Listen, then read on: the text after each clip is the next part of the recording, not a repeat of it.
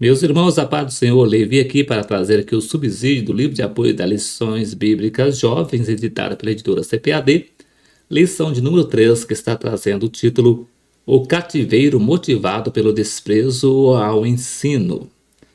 Nós estamos estudando o primeiro trimestre de 2024. Nesse primeiro trimestre está trazendo o tema O Fundamento dos Apóstolos e dos Profetas, a doutrina bíblica como base para uma caminhada cristã e vitoriosa. Nós já temos estudado duas lições nesse primeiro trimestre de 2024 e na lição de número 1 estudamos o tema Bíblia, a fonte da genuína doutrina, abrindo aqui a introdução do primeiro trimestre de 2024. Na lição de número 2 estudamos a doutrina de Moisés. E na lição de número 3, que é a próxima lição que estaremos estudando, no dia 21 de janeiro de 2024, está trazendo o título O Cativeiro Motivado pelo Desprezo ao Ensino. E o texto principal nos diz: E sede cumpridores da palavra e não somente ouvintes enganando-vos com falsos discursos. Tiago capítulo.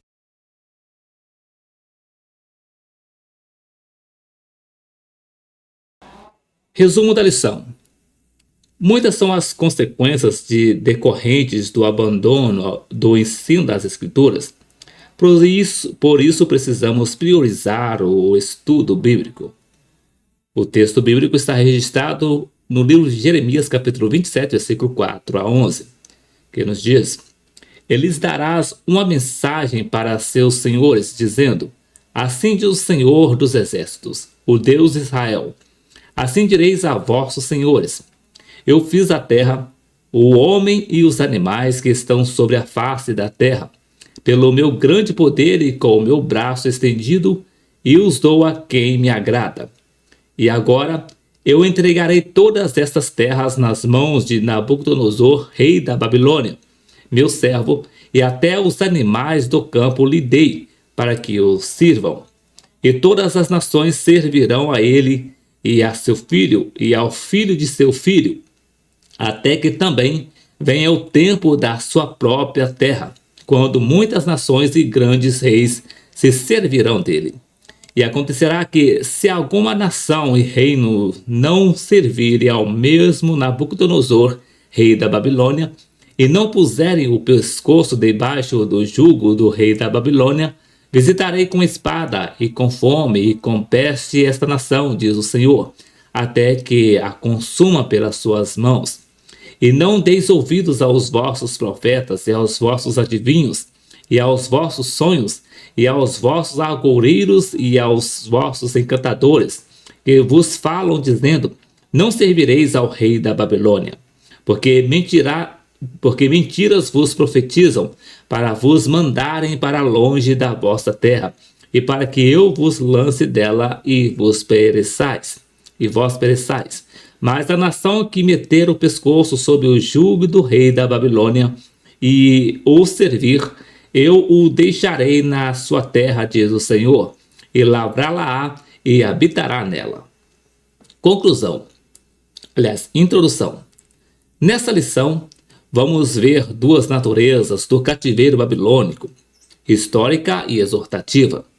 No aspecto histórico, veremos o período em que o povo de Deus estava prestes a ser levado cativo para a Babilônia, principalmente por ter negligenciado o ensino de Deus, quanto à exortação exortativa, essa lição assume a responsabilidade de advertir a todos os crentes sobre os grandes prejuízos oriundos do desprezo à palavra de Deus. Com base nessas duas linhas de abordagem, inicialmente, a lição trata sobre os perigos que cercam o crente no sentido de se esquecerem da lei do Senhor, seguido do alerta para que não se deixe de ouvir a palavra de Deus, culminando assim com a denúncia sobre os falsos ensinos na atualidade. No primeiro tópico vai trazer o título O Perigo de se esquecer da lei de Deus, ou da lei do Senhor. No primeiro subtópico, o povo de Deus e o cativeiro na Babilônia. No segundo subtópico, propósito e causa do cativeiro. No terceiro subtópico, a saída do cativeiro. No segundo tópico, traz o título Não se pode deixar de ouvir as Escrituras. No primeiro subtópico, causas da indiferença às Escrituras. No segundo subtópico, consequências da indiferença às Escrituras. No terceiro subtópico, caminho de volta às Escrituras. No terceiro tópico, traz o título O perigo dos falsos ensinos. No primeiro subtópico, a triste realidade dos falsos ensinos. No segundo subtópico, identificando os falsos ensinos. No terceiro subtópico, vencendo os falsos ensinos. Voltando ou indo para o livro de apoio, no capítulo de número 3, que está trazendo o título O cativeiro motivado pelo desprezo ao ensino, nos diz: depois de dedicados 2 capítulos numa verificação detalhada sobre a Bíblia como fonte de doutrina e a doutrina base que o Senhor Deus entregou a Moisés, respectivamente, é momento de avançar na história, com a intenção de identificar o perigo da negligência dos ensinamentos da palavra de Deus, bem como as consequências que advêm dessa atitude. Esse capítulo possui 2 características. A primeira delas é histórica, na qual é relatado o episódio em que o povo de Deus sofre as consequências de ter dado as costas para a doutrina divina. Já a segunda é exortativa, pois adverte em amor e em ênfase os crentes da atualidade sobre os perigos que cercam os que, à semelhança de Israel, se afastam dos ensinamentos da palavra de Deus. Esse capítulo, portanto, propõe verificar sobre o perigo que existe em esquecer-se e afastar-se da lei do Senhor e sobre as consequências disso. Aqui também há um interesse em mostrar que o caminho para isso é ouvir a palavra de Deus, pois não o fazer é trágico e deve-se ser seguido do cuidado para não dar ouvidos e créditos a falsos ensinamentos. Primeiro tópico: o perigo de esquecer-se da lei do Senhor. A primeira parte desse tópico tem um caráter exortativo, no sentido de alerta, de chamar a atenção sobre o perigo que cerca uma atitude de esquecimento, isto é, de rejeição ou abandono dos ensinamentos de Deus na sua palavra. A exortação aqui proposta toma como exemplo a geração de Israel, que por ter abandonado os princípios da lei de Deus, sofreu o dano do cativeiro na Babilônia. Primeiro subtópico: o povo de Deus e o cativeiro na Babilônia. Desde o início, o ministério do profeta Jeremias esteve envolvido com a dura realidade do cativeiro que o povo de Deus estava por sofrer, como consequência das suas más decisões. Embora não tenha sido marcado por nenhuma manifestação sobrenatural, o chamado de Jeremias ocupa, todavia, a posição de um dos mais impressionantes, tanto pela fala de Deus e a ele, como pelas visões que teve. A respeito das suas visões, que Jeremias recebeu no momento do seu chamado, é importante destacar que, na primeira, ele viu uma vara de amendoeira, cuja relação é direta com a natureza infalível da palavra de Deus, registrada em Jeremias capítulo 1, versículo 11.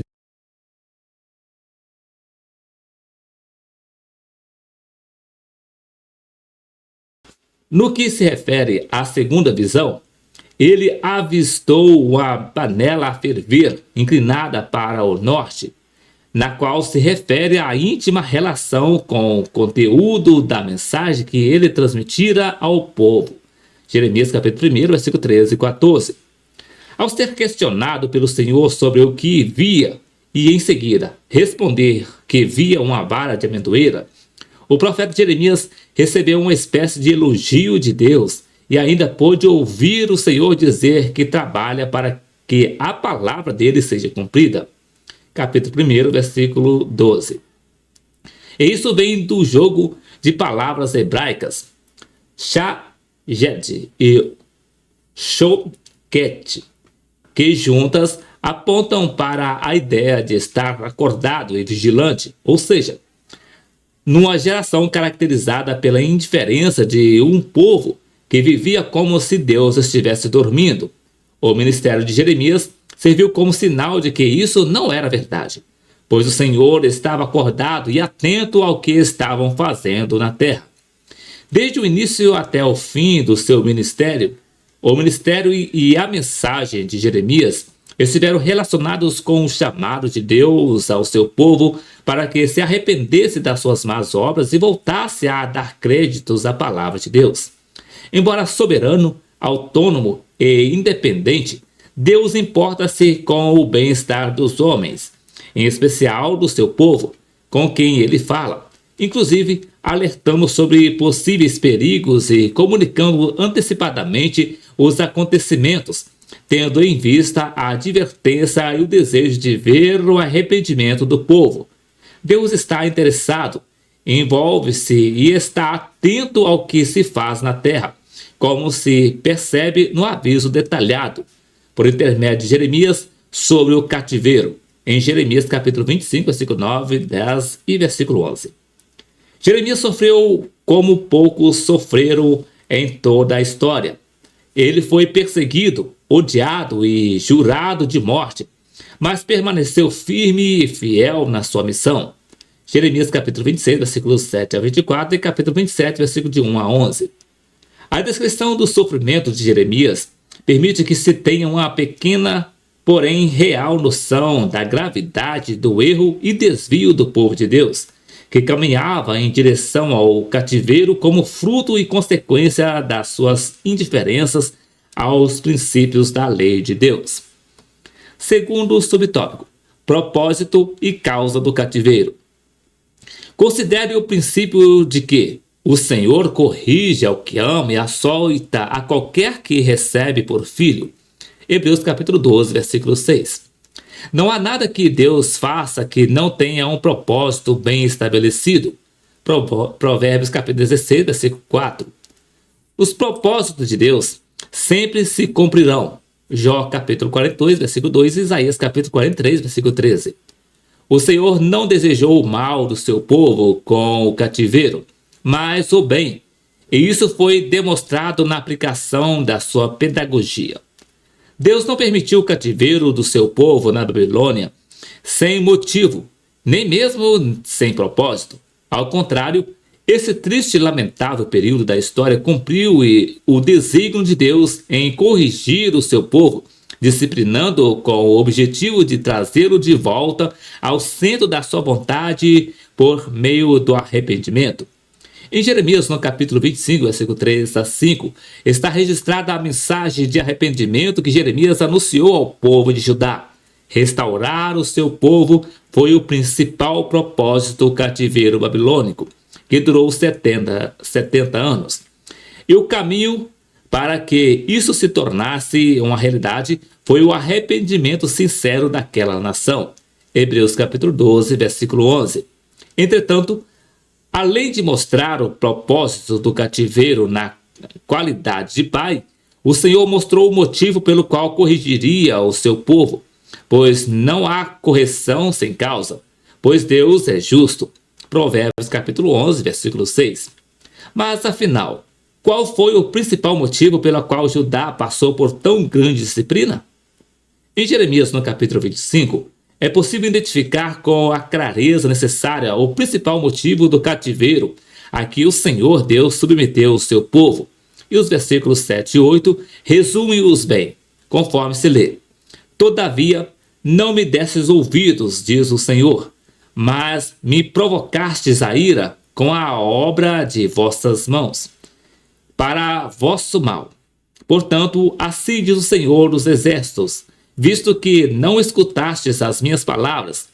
O incômodo de Deus diante da indiferença do seu povo em relação à sua palavra reflete-se na inquietação do profeta Jeremias, que não somente vivenciou a desobediência do povo, como também dos seus líderes. Terceiro subtópico: A saída do cativeiro. O propósito de Deus cumpriu-se e agora era o momento de o seu povo deixar o cativeiro, extrair as lições e começar uma nova fase da sua história. O Deus que permitiu o cativeiro babilônico e, em certa medida, conduziu o povo até ele como o cumprimento do seu propósito, foi o mesmo que providenciou e apontou a saída dele. Se Judá tivesse atentado para a voz de Deus e realmente se arrependido, o Senhor certamente os privaria do cativeiro. Jeremias capítulo 26, versículo de 1 a 6. Só que não foi isso que aconteceu, e conforme visto anteriormente, o povo sofreu nas mãos dos babilônios por 70 anos. A restauração de Judá dependia da sua submissão a Deus e à palavra dele. Esdras capítulo 1, versículo de 1 a 4 e Neemias capítulo 8, versículo de 1 a 18. Pois se o abandono e a rejeição da palavra de Deus foram o motivo do cativeiro, o retorno e a atenção a ela seria o caminho de saída da Babilônia. Em Isaías, no capítulo 43, estão registradas palavras confortadoras de Deus ao seu povo, promessa de restauração e de nova oportunidade aos que lhe pertencem. Matthew Henry divide esse capítulo em 4 partes, assim dispostas. Primeiro, o invariável amor de Deus pelo seu povo, dos versículos de 1 a 7. Segundo, a interpelação de apóstatas e idólatras, versículos de 8 a 13.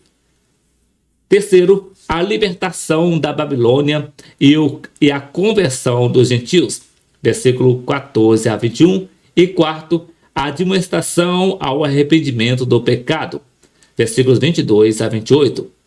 Reafirmada está a soberania de Deus na condução da história, não somente do povo da antiga aliança, mas de toda ela, inclusive na antecipação daquilo que realizou em Cristo, que, no cumprimento perfeito da sua obra, resgatou um povo do cativeiro do pecado, com vista a desfrutar de uma nova vida.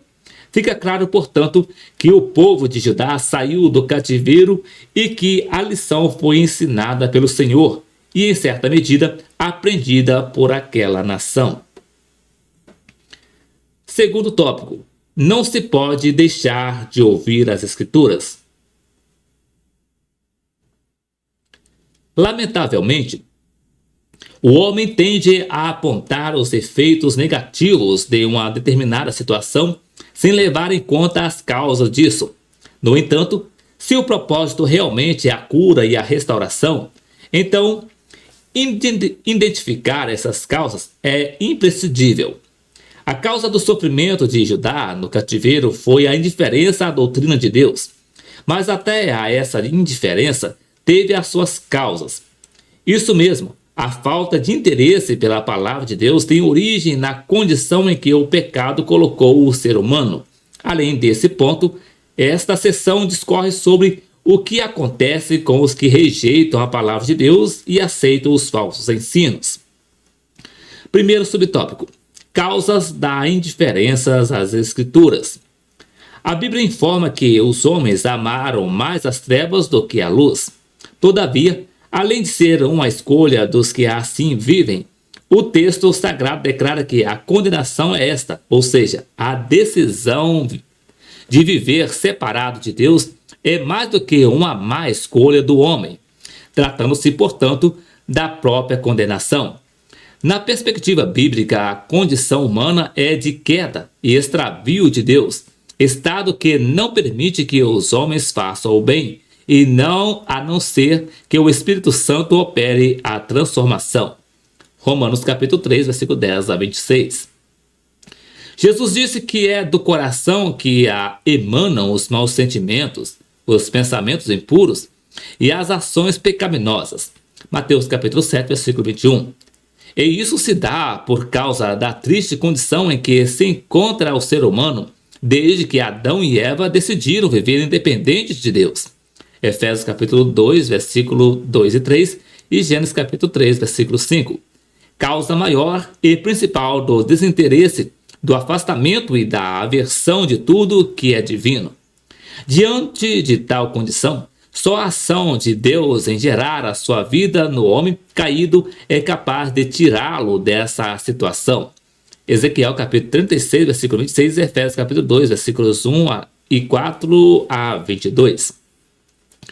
De acordo com o primeiro capítulo, a palavra é a única fonte segura e genuína da doutrina de Deus, pois é por ela que se pode obter conhecimento de Deus e da sua vontade.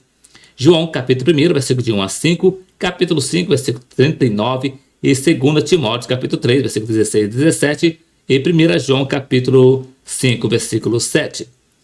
Além de ser ela que informa acerca do plano de Deus em favor do homem. Levítico capítulo 26, versículo 12, Romanos capítulo 5, versículo de 1 a 11 e versículo 18 e 19, 1 Pedro capítulo 2, versículo 9, Efésios capítulo 2, versículo 10.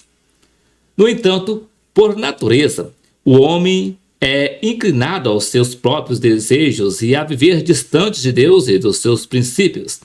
A dureza do coração humano pode alcançar níveis inimagináveis, como o do povo de Judá, que, mesmo sabendo do caminho de vida e diante da proclamação de Jeremias, optaram por rejeitá-lo. Jeremias capítulo 6, versículo 16 e 17. O pecado fez inimizade entre o homem e Deus, levando-o a não somente negligenciar, como também a ser indiferente e contrário aos ensinamentos do Senhor. Sendo assim, a causa principal de o povo de Deus ter sofrido o cativeiro foi a condição de pecado a que o homem foi submetido pela sua desobediência. Com o coração endurecido à doutrina de Deus, deve de sofrer terríveis consequências nas mãos do povo babilônico. Segundo subtópico, consequências da indiferença às Escrituras. Como já visto anteriormente, Adão e Eva negligenciaram e desobedeceram à ordem de Deus. E os acontecimentos que sucederam a isso são suficientemente capazes de confirmar o quão trágica é a situação do homem indiferente à voz de Deus. Gênesis capítulo 2, versículo 15 a 17, capítulo 3, versículos 6 e 7. Tudo o que o ser humano precisa para viver está na lei de Deus. Salmos 1, versos de 1 a 3. E rejeitá-la é ser sentenciado a ter uma vida sem sentido e apequenada. Salmos, verso 1, versículo 4 a 6. A indiferença do povo de Judá foi tão grande em relação à palavra de Deus que avançou para a maldade contra o profeta Jeremias. Consoante ao registro no capítulo 18 do livro do profeta Jeremias, conforme se vê na sua divisão. Primeiro, Deus comunica a mensagem com o profeta, versículo de 1 a 17. Segundo, o povo rejeita a mensagem e conspira contra o mensageiro, versículo 18. E terceiro, o profeta clama por socorro a Deus e pela sua justiça, versículo 19 a 23. Note que o povo de Deus não só rejeitou a mensagem anunciada por Jeremias, como também armou ciladas contra o mensageiro de Deus, atingindo o ápice da dureza de coração e aversão aos princípios divinos. No primeiro momento, parece que a rejeição aos ensinamentos de Deus atrai consequências negativas ao indiferente, e esta é uma realidade. No entanto, não é toda a verdade, pois, de acordo com a Bíblia, a rejeição e a indiferença à doutrina de Deus é a própria condenação. João capítulo 3, versículo 19, Romanos capítulo 1, versículo 21 a 26. Muitos e terríveis são os resultados da desobediência do homem aos ensinos divinos. Entretanto, todos eles, em algum nível, estão relacionados e manifestam-se em três dimensões, sendo elas: primeiro, na relação do homem com Deus, Gênesis capítulo 3, versículo 8, Isaías capítulo 59, versículo de 1 a 3. Segundo, na relação do homem consigo mesmo, Gênesis capítulo 3, versículo 7. E terceiro, na relação do homem com o próximo. Gênesis capítulo 3, versículo 12.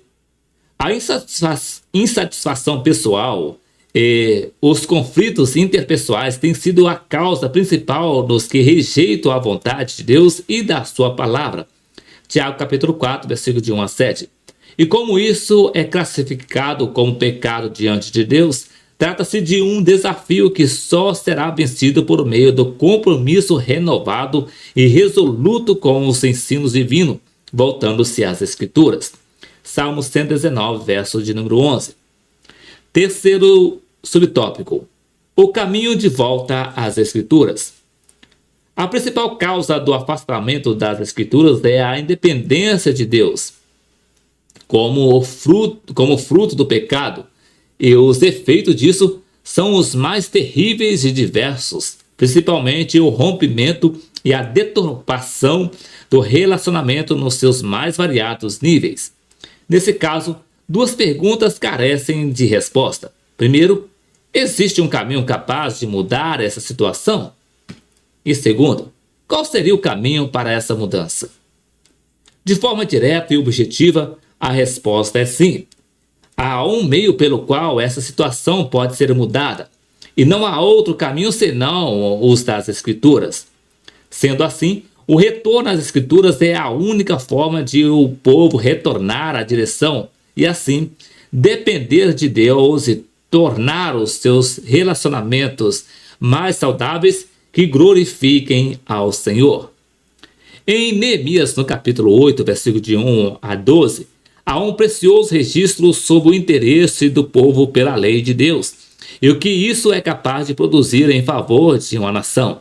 Evidentemente que o interesse do povo pela lei de Deus resultou da ação divina, mas o fato é que esse povo que em outra ocasião rejeitou a palavra de Deus, agora estava clamando por ela. Aliás, o povo estava tão desejoso disso que se dispôs a ouvir a sua leitura longamente. Versículos de 1 a 3. Nesse contexto, é possível perceber que a lei de Deus assumiu um lugar de destaque cuja centralidade foi o Senhor, e o interesse por ela aumentou entre o povo, que arrependido chorou diante do Senhor. Inquestionavelmente, voltar-se para as Escrituras é o caminho de restauração e mudança que somente Deus é capaz de realizar.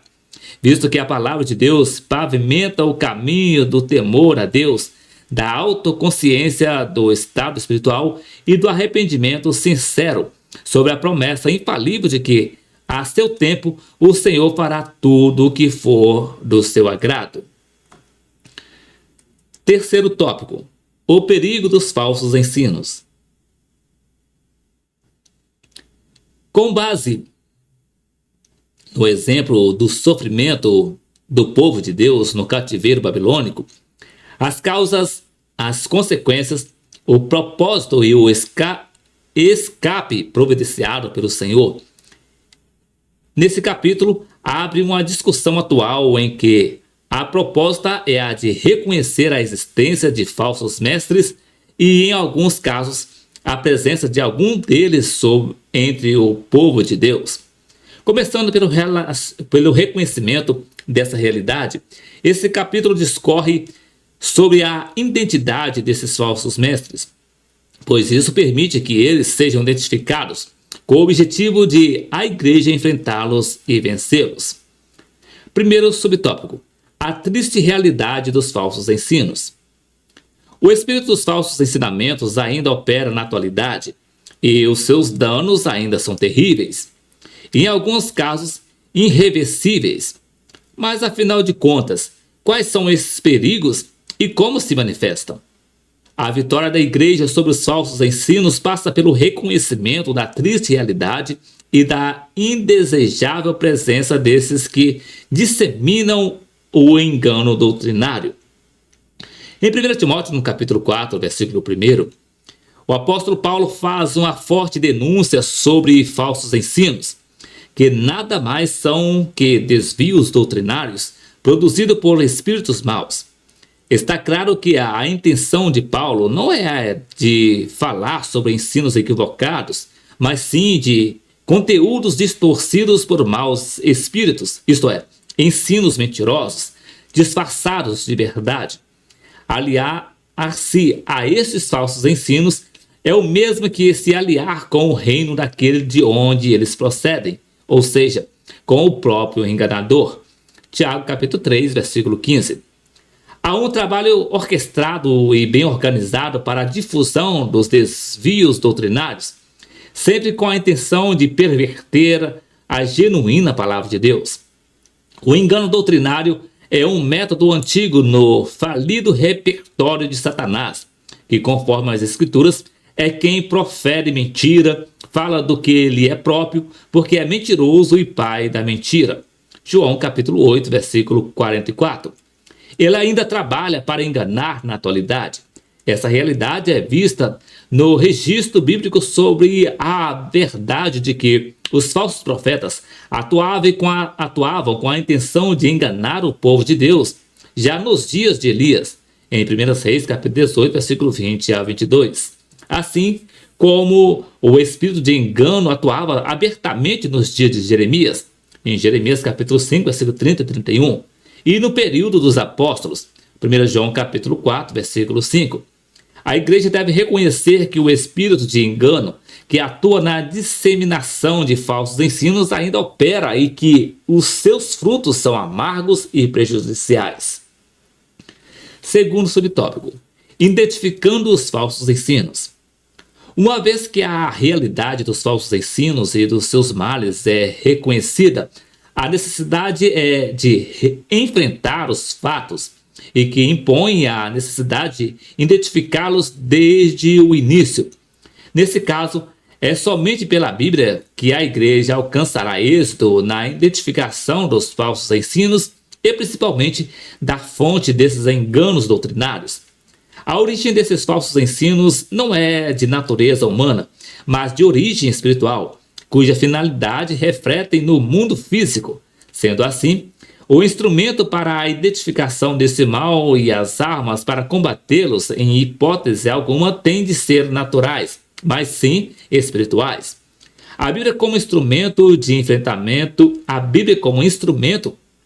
enfrentamento dos falsos ensinos oferece os recursos suficientes capazes de destruí-los, conforme se vê a partir do texto de 1 João capítulo 4, versículos de 1 a 6.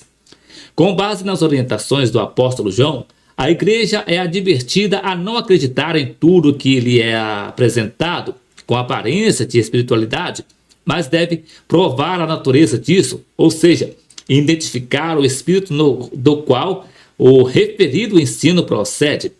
E é somente pelo Espírito de Deus que isso pode ser feito com sucesso. Sob a influência da confiança na proteção de Deus. Diversas vezes e em diferentes circunstâncias, o apóstolo Paulo trata a respeito desse conteúdo distorcido da palavra de Deus, mas ele fala em Gálatas, no capítulo 1, versículos 6 a 11, do que ele chamou de outro evangelho, e que somente pelo verdadeiro evangelho é que a igreja sobreviverá e vencerá aos seus ataques. Romanos capítulo 1, versículo 16 a 17 e Gálatas capítulo 2, versículo 16 a 21. É importante observar e destacar que, se por um lado os falsos ensinos causam males à saúde espiritual da igreja, por outro lado, o verdadeiro evangelho sempre trabalha em favor da igreja em todos os momentos e sentidos. O combate aos falsos ensinos, portanto, deve ter o verdadeiro evangelho como referência e ponto de partida, sempre com a intenção de vencer os falsos ensinos. Terceiro subtópico: vencendo os falsos ensinos. Como vencer os falsos ensinos? O engano doutrinário é um problema antigo, como se vê no capítulo 27 do livro do profeta Jeremias, no qual o povo é convocado a ouvir a voz do soberano Deus. Jeremias capítulo 27, versículo 4 e 5 e versículo 11. E a identificar os falsos profetas, não lhes dando ouvido àquilo que ofende a Deus.